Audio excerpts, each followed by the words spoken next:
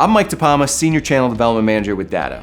Clearly, the way that businesses are communicating has changed once we entered this COVID-19 world that we've been living in. And so whether you're working remotely, whether there's a hybrid, maybe you're still in the office, most of the folks that you're talking to are in different locations. And so there's a lot of great technology out there that has allowed us to do that. It's fantastic. Where would we be without that technology? These are ways that we're having meetings now. Everybody listening probably has been Zoomed to death. You're sitting in meetings via Zoom, via Microsoft Teams, wherever that might live. And this is how we're meeting, whether it's internally or with vendors or clients or whatever you're working with. And that's how we're collaborating as well. That's where a lot of these things, the shared screens, we're working on different projects together, maybe a PowerPoint presentation, maybe you're working in a Google Doc that's being edited by multiple people. These tools are great and they're allowing us to collaborate. And so thank goodness we're in a world where that exists. This is how we're chatting now.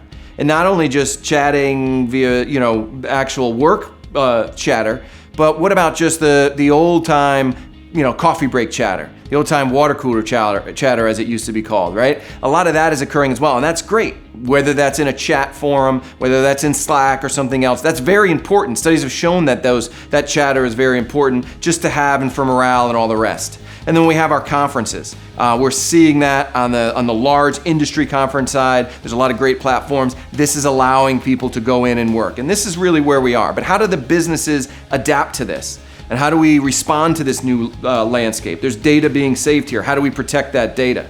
We've seen a huge spike, particularly in Microsoft Teams. The numbers have skyrocketed. And that shows you that this is here to stay. Businesses have made that investment. They understand that this is something they need to do, whether it's that platform or another platform. Folks are making that investment. The problem is we're still seeing some threats out there. We are seeing the increase in threats that are trying to exploit the fact that people are working remotely on potentially unprotected devices or unprotected networks, and understanding that there's all these collaborative tools that might not be protected, even something simple like password protection or all the rest. So understand that you're being attacked. Just because you're in this collaboration tool and the data's all in the cloud does not mean that the criminals won't find that and try to exploit that. They will follow the data wherever it lives. And so understanding that is critical. We see attacks on O365. The platform is great, but the criminals understand ways to do that. For years, basically, all you saw were attacks on on-premise Windows servers, right? And why was that? Not necessarily because they are the least protected, but because there was so much low-hanging fruit. 97% of businesses worked on a Windows on-premise server. So the criminals are just gonna keep attacking that until they dry that up. But now as people start to shift into different collaboration tools, the criminals will follow that data as well. So you need to make sure that that data is being backed up. Anywhere business data lives, it needs to be backed up. Go and open your user agreement for O365. They have what's called the shared responsibility model.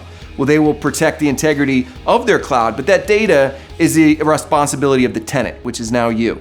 And so they have that. They will tell you that right in their user agreement. Go to their forums, they will highlight that as well. Same thing goes with G Suite. You will see the same thing. You will see that they have the shared responsibility model. Now with O365, when you look at their data retention policies, there's a reason why you need to have a third party backing that data up. Go have a conversation with somebody from Microsoft. They will have that discussion, that the data needs to be stored because they do not guarantee that that data will be recovered if there's just an end user deletion or you are attacked, things are encrypted and all the rest. So it's very important to make sure that that data is backed up. And that goes for G Suite as well. They're gonna have the same types of policies. They're not gonna tell you that that data is going to be able to be recovered in the form of an attack. So you need to have the conversation of, okay, this is extremely important business data. How do I protect that data? And there's great ways to go out and do that. So that goes for the entire platform, whether it is Teams, wherever data lives needs to be backed up. It's not just emails. How about calendars, contacts, SharePoint, all the rest? Those need to be backed up, and it's very critical. So this SaaS data is still vulnerable. You go and you hear stories about ransomware in the city of Atlanta and Baltimore and all these servers that are being attacked. But there's a new variant out there called Ransom Cloud.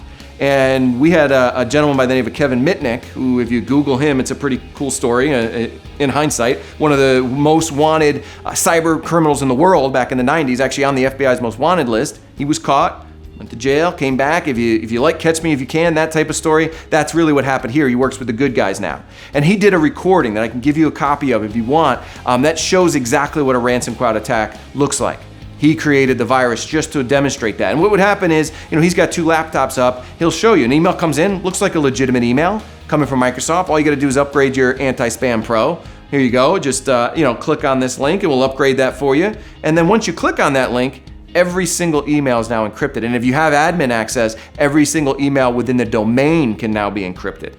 And the only email you could open up is the one from Kevin with the pretty red screen that says, okay, you want the encryption key? Pay me some money in Bitcoin and I'll go ahead and do that. Same exact look and feel that we saw from the ransomware criminals on the on-premise stuff. So everywhere that business data lives, it needs to be protected because they are going to find it. So talk to somebody about SaaS protection. Have somebody come in and talk to you. You might be well protected, but without a second set of eyes, how do you really understand that you are protected? SaaS data needs to be backed up and it's extremely critical.